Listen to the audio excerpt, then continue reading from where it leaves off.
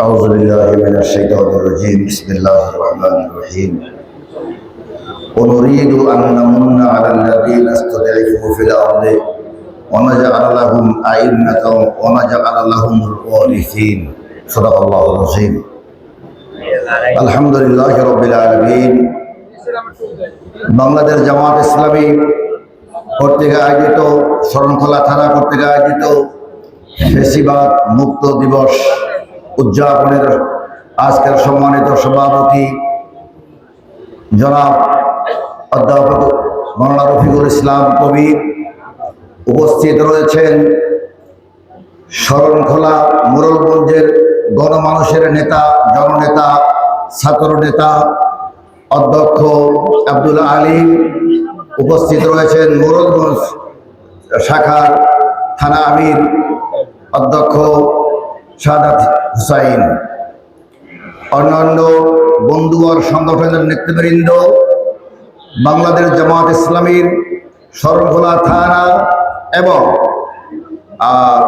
ইউনিয়নের নেতৃবৃন্দ, উলামায়ে কেরাম, আইম্মায়ে মাসাজিদ, আল্লাহ সুবহানাহু ওয়া তাআলা উপস্থিতি আমাদেরকে এই আকাশ কালো ঘন মেঘ এসে যায়, বৃষ্টি আসে, আবার উকিঝুঁকি দেয় সূর্যের আলো, এর মাঝে আমরা যখন দেখতে পেয়েছি এক ইসলামের সুস্পষ্ট স্নিগ্ধময় আলো, সেই আলোর বাতাসে আজকের এই উদযাপন।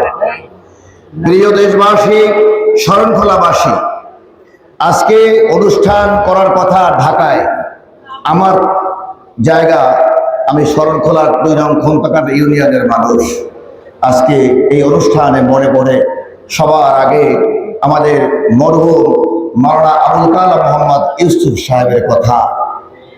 আমি যখন আমতলী মাদ্রাসায় হেফজ পাশ করে তালিমুল মিল্লাত মাদ্রাসায় যাই, এই এলাকার মানুষের মতোই আমি তাকে অনেক কথা বলি এবং বলি এই প্রশ্ন, রাজাকার মুক্তিযোদ্ধা।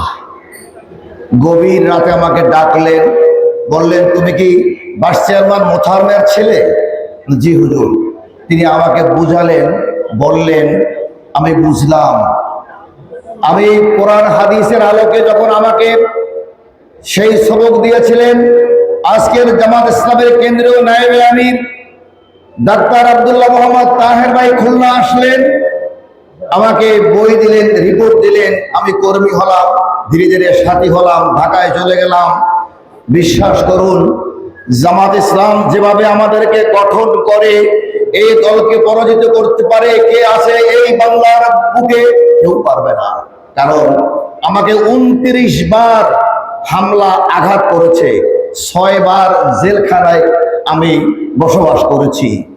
এরপরে 3 বার আমার জীবন শরণাপন্ন হয়েছে মৃত্যুর নিকটে। প্রায় 52 ঘন্টা সেন্সলেস থেকে আমি ঢাকা মেডিকেলে আবার ফিরে পেয়েছি। এই সংগঠন 1 বছর 4 মাস বাড়ি আসেনি। আম্মা বলতেছিল কেন আসো নাই? আমি বললাম ছুটি পাই না। ও ছুটি পাও না মানে? তুমি কি চাকরি করো? আমি ছাত্র শিবির করি, তো ছুটি দেয় নাই। আমার হাত ভেঙেছে, পা ভেঙেছে, গাড়ি নিয়েছে, প্রাইভেট গাড়ি ভেঙেছে, মোটরসাইকেলে ভেঙেছে, আমাদের হৃদয় থেকে ইসলামী আন্দোলন থেকে মুক্ত করতে পারে নাই। প্রিয় ভাইয়ারা, এরকম যে সংগঠন মানুষ তৈরি করে, সেই সংগঠনকে পরাজিত করার ক্ষমতা কি ওই আওয়ামী লীগের আছে?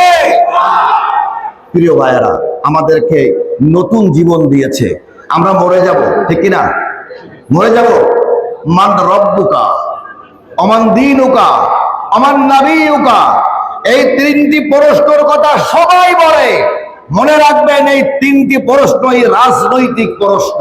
কি প্রশ্ন? কি প্রশ্ন? মান রব্বুকা, তোমার মালিক কে? তোমার রব কে? তোমার সার্বভৌমত্বের মালিক কে?